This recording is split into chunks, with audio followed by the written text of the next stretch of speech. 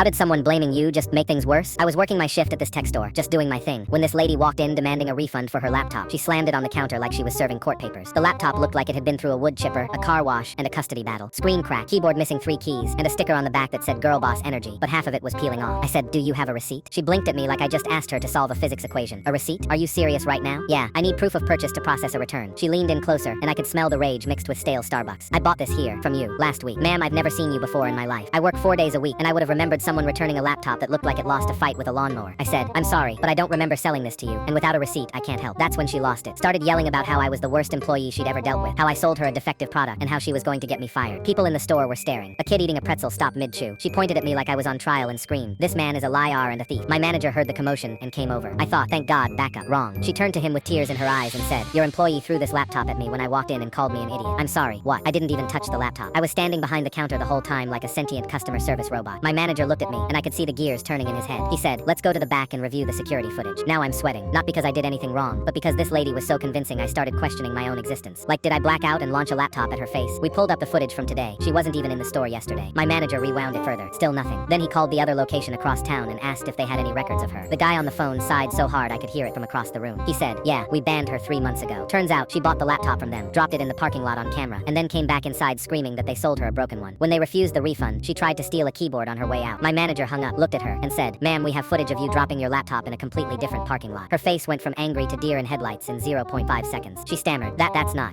you can't prove that." My manager pulled up the email chain with the other store. They'd sent him screenshots. There she was, clear as day, fumbling the laptop like a greased up football. She tried to pivot, but at this point she knew she was